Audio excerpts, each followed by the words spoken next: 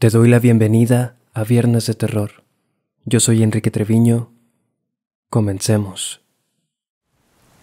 Me alegra bastante que hayas elegido reproducir hoy este podcast. Poco a poco, cada vez somos más personas involucradas en este proyecto.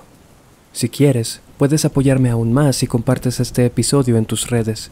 Y también si calificas el show con las estrellas que se encuentran en mi perfil de Spotify. Otra cosa.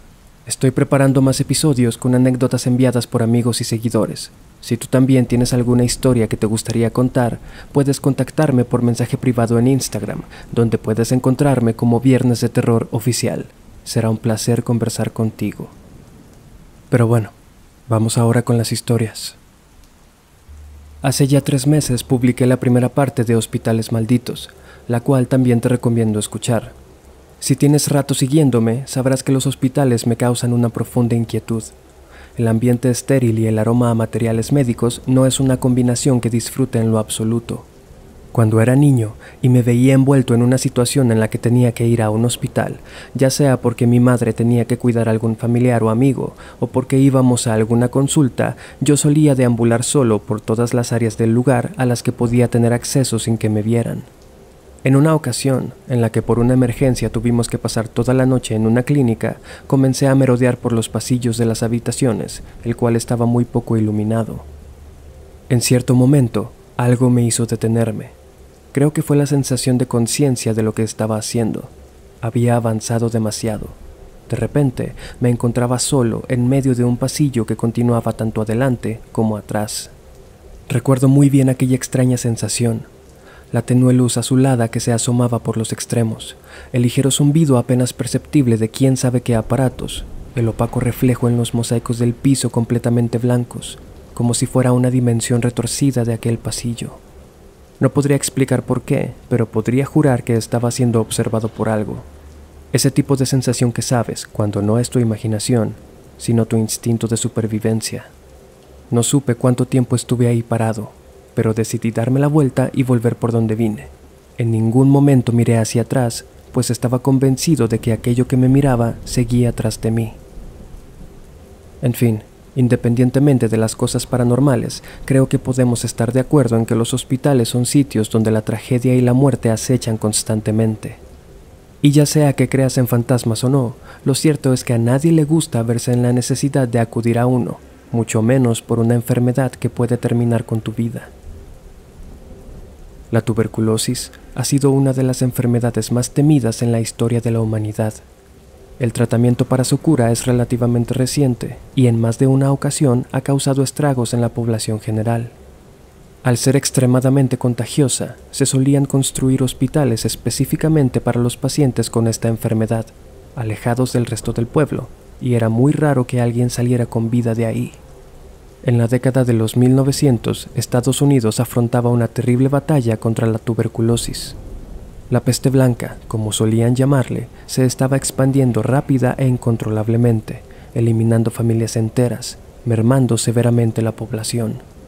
Fue entonces que en el año de 1910 abrió sus puertas el hospital de Waverly Hills, ubicado en la localidad de Louisville, en Kentucky.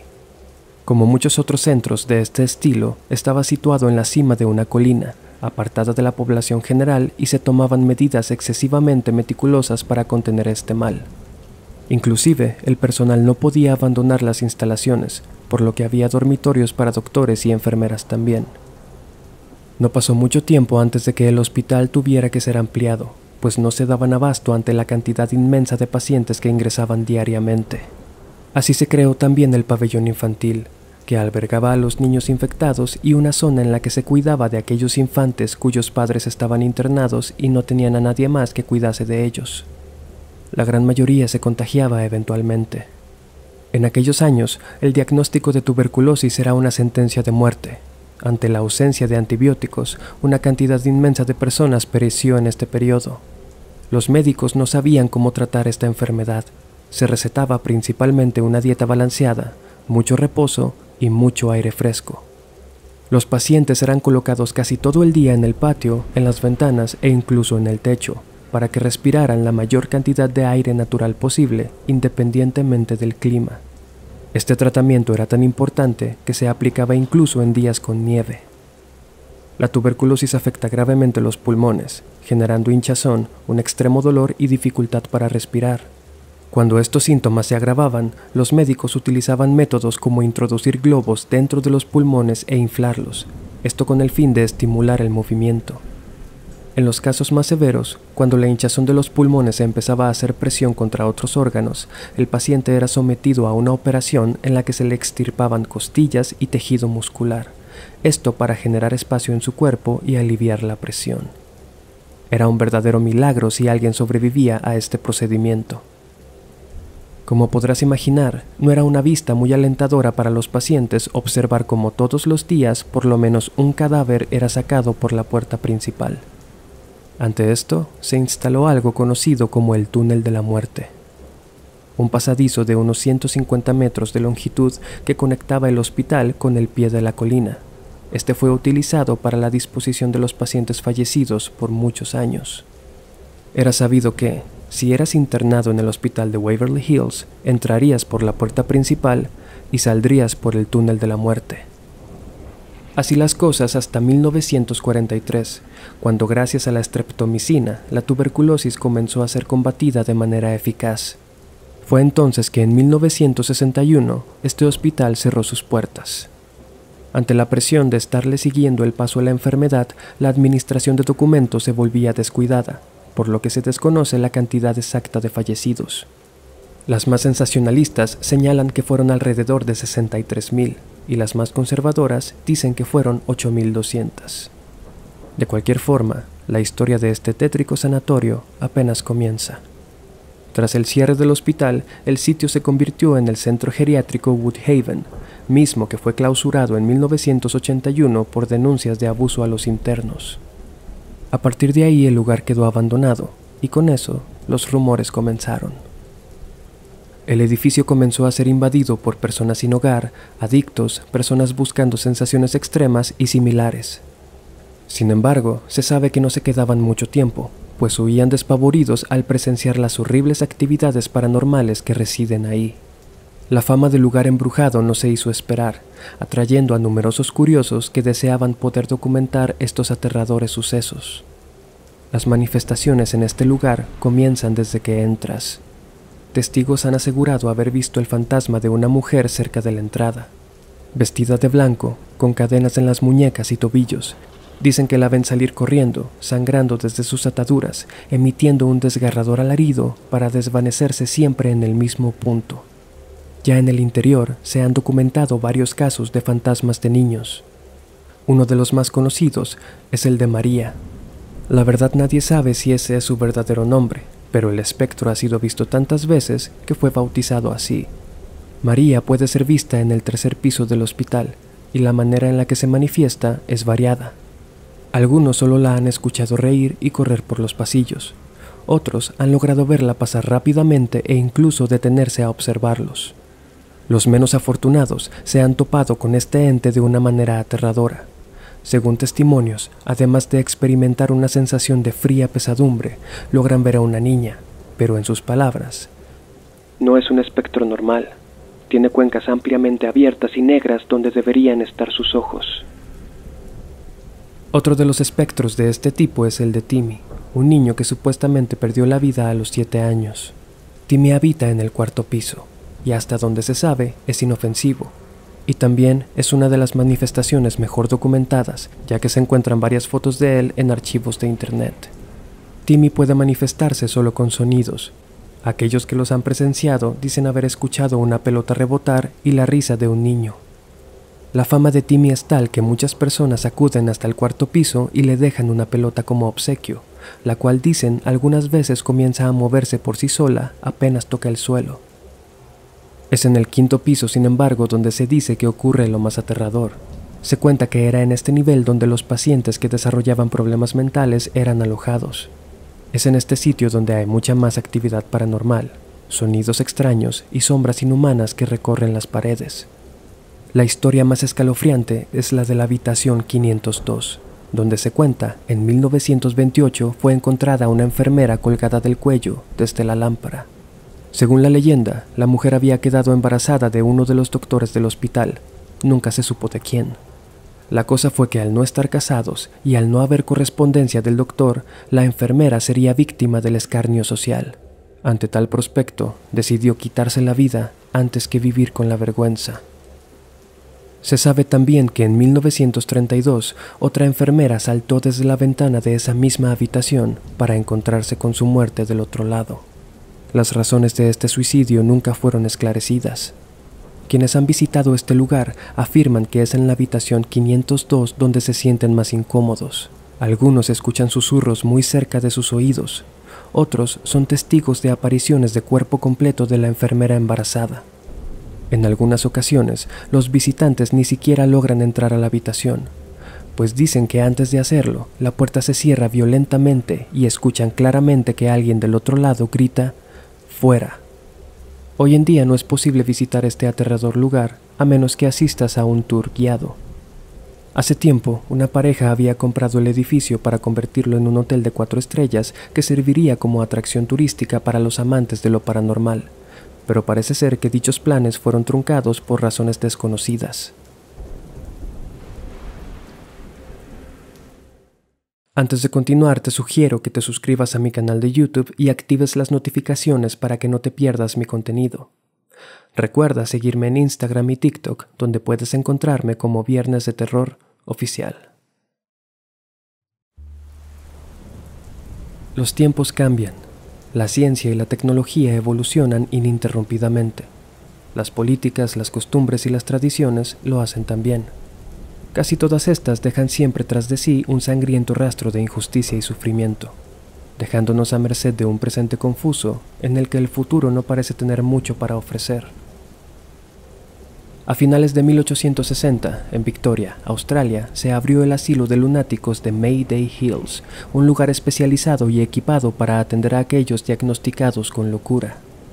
Aquí, como en muchísimas otras instituciones mentales del estilo, se llevarían a cabo prácticas tan crueles e inhumanas que te harán dar gracias por haber nacido en esta época. Para ser internado aquí, a la fuerza por supuesto, solo se necesitaban 2 firmas de amigos o familiares declarando tu insanidad mental. Como síntoma de insanidad, se señalaban cosas como el amor por las artes, la literatura, la rebelión contra el gobierno en turno, la homosexualidad e incluso cualquier comportamiento considerado como indecente. Se dice que el primer administrador de este asilo tenía ideas muy extrañas. Consideraba que la luna causaba locura, por lo que evitaba salir de noche, y si lo hacía, utilizaba paraguas. Al ser tan sencillo deshacerse de alguien internándolo aquí, el lugar estuvo siempre lleno. Con capacidad para 1.200 pacientes, el asilo estaba conformado por 600 mujeres y 600 hombres. Cualquiera podía ser ingresado. Sin embargo, salir era completamente distinto, ya que requerías de 8 firmas de diferentes doctores para recuperar tu libertad. En un ala conocida como Grevilla se encontraba el laboratorio del asilo, y por supuesto, era la zona más temida por todos los pacientes, y todos, sin excepción, pasaron por ahí. La terapia de electroshocks era tristemente común. Se aplicaba de manera regular y con la menor cantidad de humanidad posible. Se sabe que los pacientes sometidos a esta práctica en el asilo de Mayday Hills recibían descargas tan fuertes que hacían que sus cuerpos se contorsionaran de formas antinaturales, rompiendo ligamentos, tejidos, huesos y dientes. Aquellos que habían ingresado completamente sanos perdían la cordura por completo después de estas sesiones. Aquellos que intentaban escapar eran encerrados en celdas o en lo que llamaban paredes ja-ja, que consistían en muros de gran altura con trincheras imposibles de escalar. A pesar de que la vigilancia era implacable, se sabe de un paciente que logró escapar en algún momento. La búsqueda duró varios días y fue muy meticulosa, pues no hablaría bien de la institución si se sabía que un lunático andaba suelto.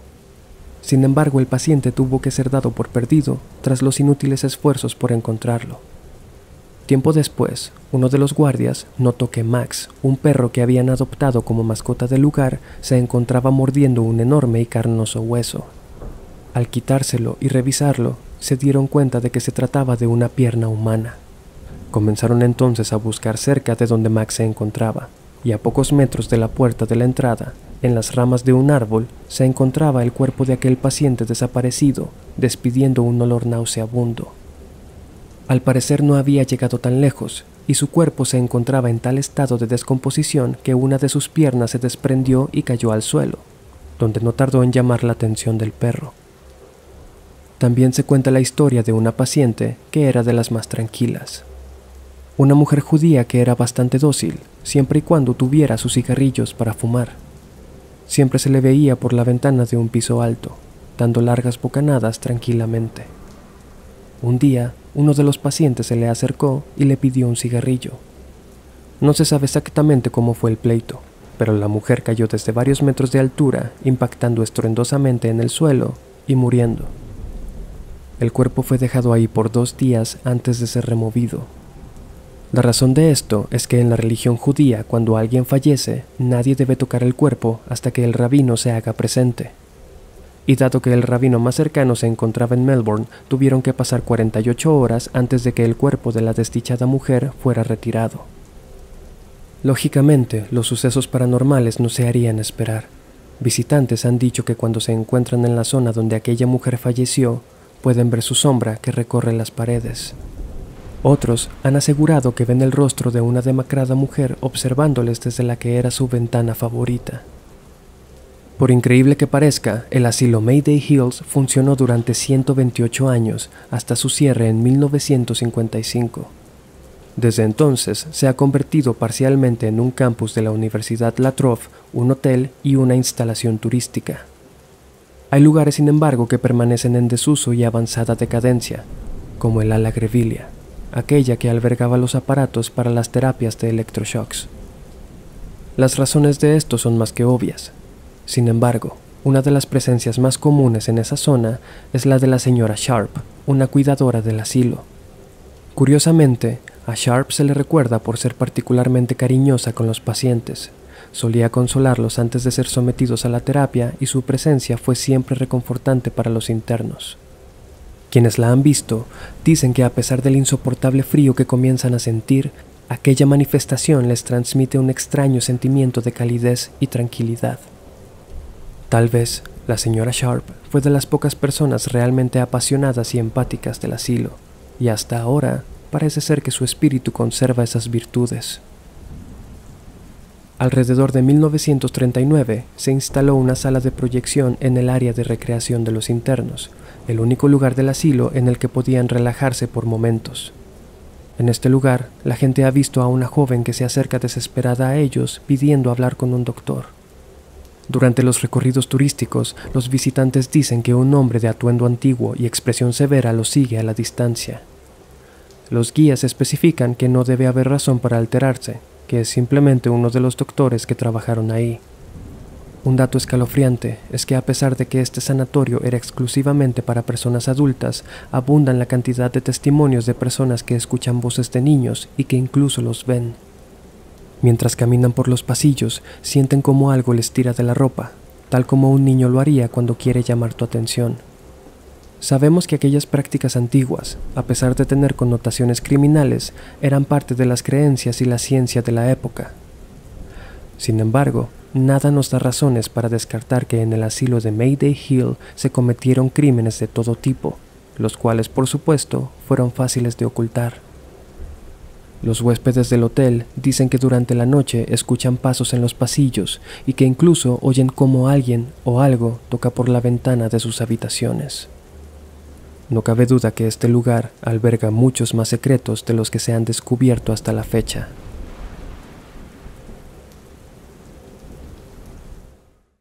Te agradezco haber llegado hasta aquí. De verdad espero que este episodio te haya gustado y que me des la oportunidad de seguirte acompañando con más historias. Te recuerdo que mis redes están en la descripción de este episodio. Te agradecería mucho que te suscribieras a mi canal y que me siguieras en Instagram y TikTok. Yo soy Enrique Treviño. Hasta la próxima.